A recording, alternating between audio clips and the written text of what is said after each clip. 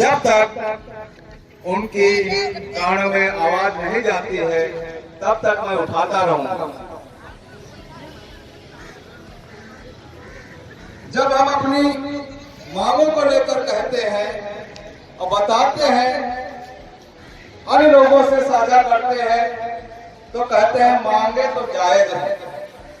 जब मेरी मांगे जायज है तो उनकी आवाज, उनके कानों में आवाज क्यों नहीं जा रही? जब मेरी मांगे जायज है तो इस कड़कती ठंड में हम सभी लोगों को बैठने के लिए क्यों मजबूर किया जा रहा है? जब हम 12 साल से निरंतर कार्य कर रहा था तब उनको शिकायत नहीं थी।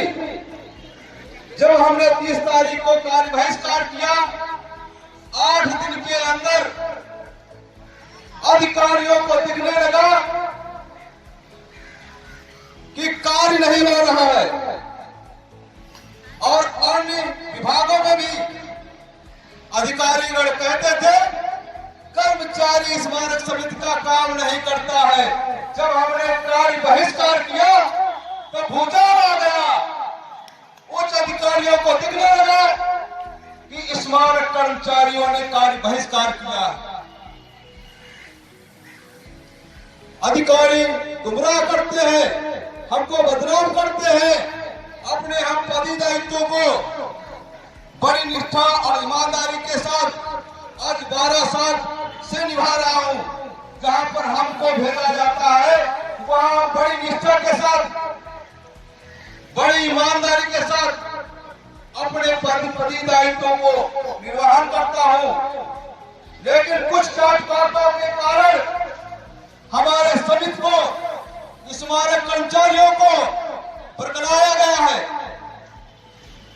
हम सभी को मैं अवगत करा दूं और हम सभी लोग, मैं सुन रहा हूं और समझ भी रहा हूं, इतने बुजदिल नहीं हूं। आप समझ रहे हो कि सब गवार भर्ती हो गए हैं। अधिकारियों लोग पीछे से कहते हैं यहां बहुत कुछ लोग भर्ती हो गए हैं।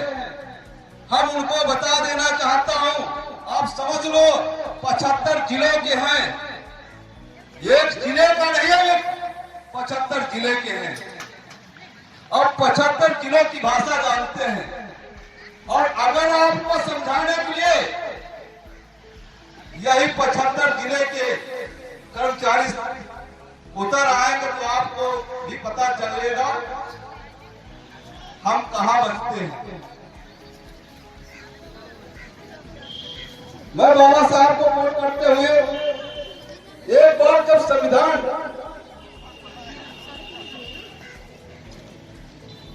संविधान सौंप रहे थे,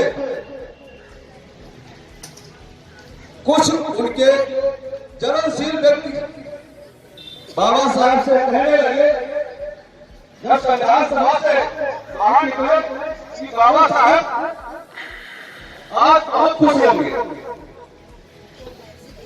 तो बाबा साहब ने जवाब दिया कि हम तो आज बहुत खुश हैं। तो जवाब दूसरे पद से आया कि आपके लोग, ये जो खुशी है ज्यादा दिन तक टिकी नहीं रह सकती है। आपके समाज के लोग लालची हैं, मैं उनको खरीद लूंगा।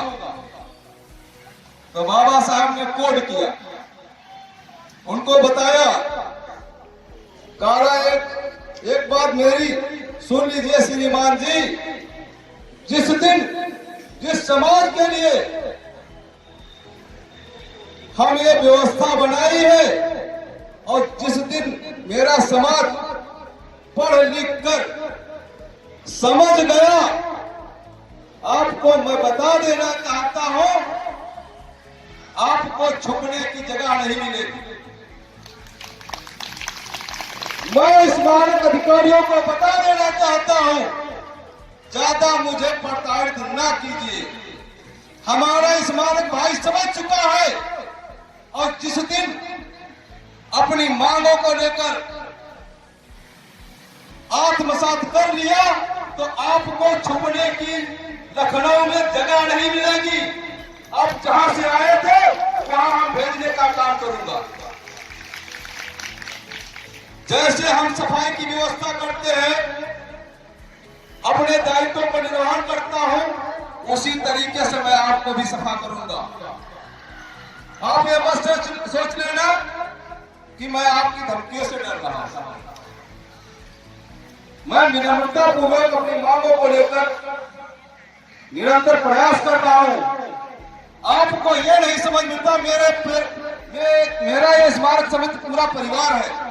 अगर स्मारक समिति आपका परिवार समझ लीजिए, अगर व्यवस्थापक लाबी से लेकर प्रबंधक प्रशासन तक लाबी पूरी एक हो जाए, अगर प्रमुख सचिव से अपनी बात रखे, ये श्रीमान जी हमारे कर्मचारी हमको जीना हराम किए हुए हैं, सर हमारी जो उचित मांगे हैं, इनकी उचित मांगे हैं, उनको पूर्ण कर दीजिए। मैं आपको हाथ जोड़ से निवेदन करता हूं, अगर एक बार सभी संगठित होकर हमारे साथ ऐसी प्रमुख सचिव के सामने बात रखे सारे अधिकारी, तो मैं ये नहीं सोचता हूं कि इतनी कड़ाकी ठंड में हमको बैठना पड़ेगा।